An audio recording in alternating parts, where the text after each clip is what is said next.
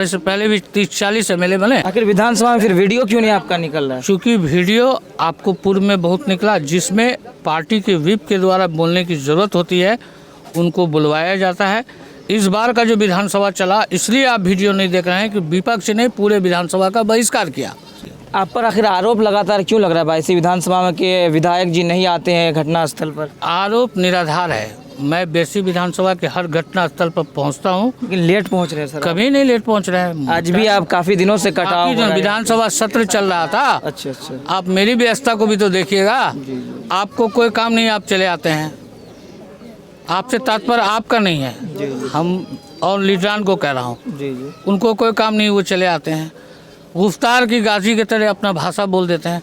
Practically ज़मीन पर यहाँ की जनता बताएगी कि काम होता है या नहीं होता। इस वक्त हमारी मौजूदगी पूर्णिया ज़िला के बायसी प्रखंड के हरिंतौर पंचायत के मझुआ गांव में है और ये वार्ड नंबर 7 है।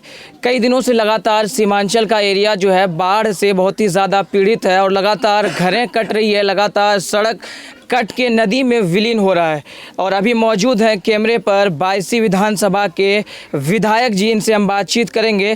सर, जैसे कि सीमांचल में लगातार कटाव, खास करके बायसी विधानसभा में हर एरिया लगभग कट रहा है, इस पर क्या कुछ कहना चाहेंगे आप? बायसी इलाका सैलाबज़दा इलाका है। यहाँ महानंदा, कनकई, परवान, दास, लोग जैसी नदियाँ बहती है और पूर्व से ही यहाँ ज़बरदस्त कटान का मामला रहता है और इसमें कई गांव नदी में कटकर विलीन हो गए। सरकार द्वारा अब तक, भारत सरकार और बिहार सरकार द्वारा अब तक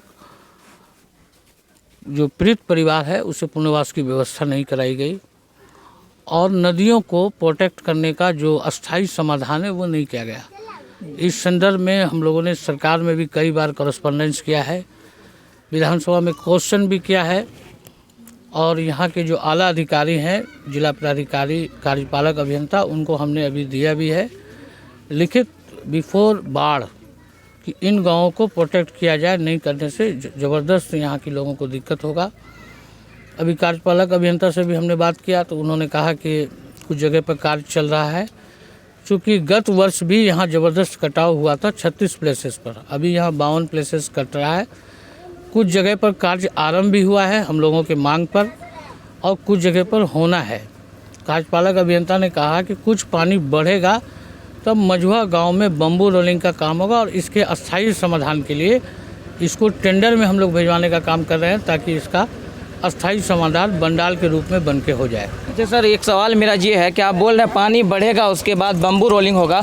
जब पानी बढ़ा हुआ था उस वक्त ये कहना था, लोग मतलब कि कह रहे थे, विभाग के लोगों का कहना था कि बम्बू रोलिंग अभी कर दिया जा रहा है, पानी घटेगा तो जियो बैग के द्वारा या फिर बोल्डर पिचिंग की जाएगी। आखिर अभी पानी घटा हुआ है, उस पर एक समय निर्धारित होता है। सरकार का मानक है कि जो टेंडर वर्क होता है ये अक्टूबर-नवंबर में इसकी बैठक होती है और 31 मार्च से पहले ये बॉर्डर पिचिंग या बंडाल का काम हो सकता है।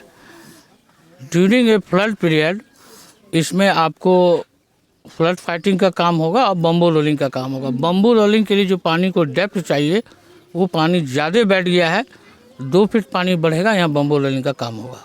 अच्छा, बायसी विधायक इस विधानसभा के लिए क्या कुछ कर रहे हैं, क्योंकि लगातार कटाव जारी है?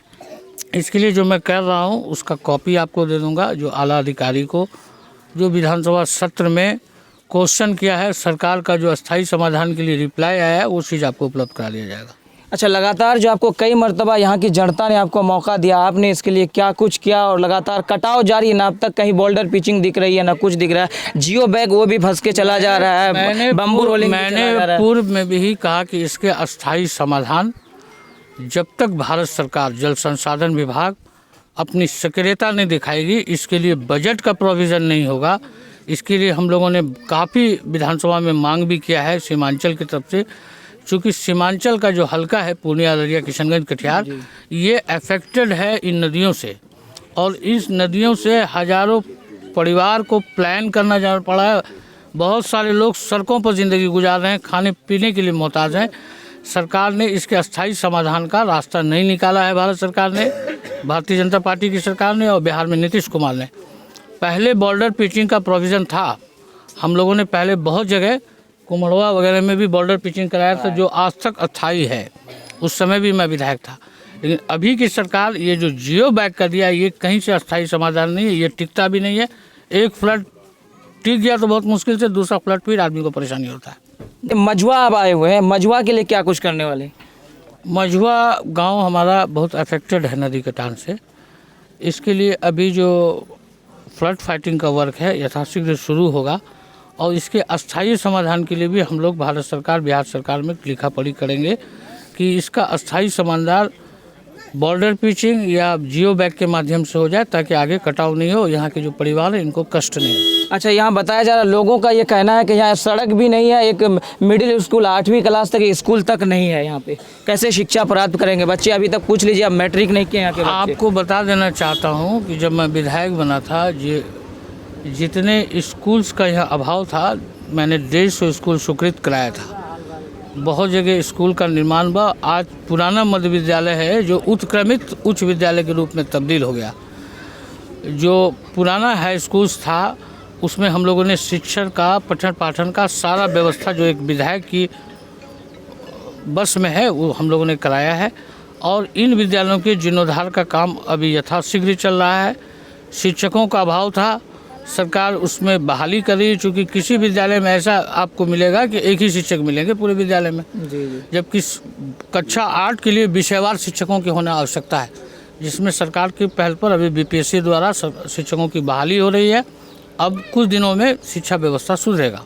अच्छा, एक नारा दिया जा रहा था सर कि फलां साहब जाएंगे जीत कर हक छीन कर लाएंगे, इसी तरह आपको हक छीनने के लिए विधानसभा भेजा गया, क्या छीने सर? ये नारा कहीं से भी सही नहीं है। हर जनप्रतिनिधि अपने क्षेत्र के लिए बात करता है।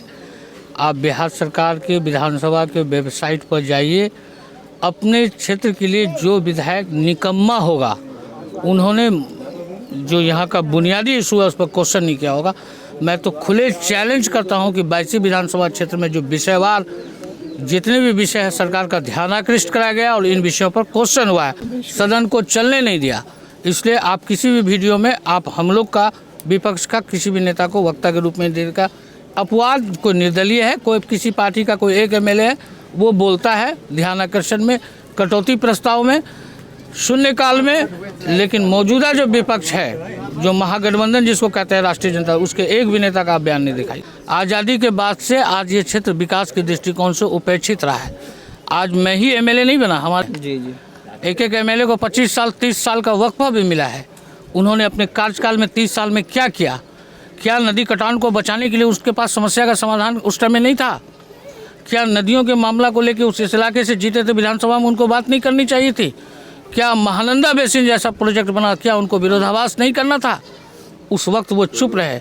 विरोध किया गया है। अभी जब वो चुनाव का समय आ रहा है, उन्हें लग रहा है कि मैं क्या लेके जनता के बीच जाऊंगा, तो ये सब नया नाटक और ड्रामा कर रहे हैं, उससे जनता भली भांति वाकिफ़ है।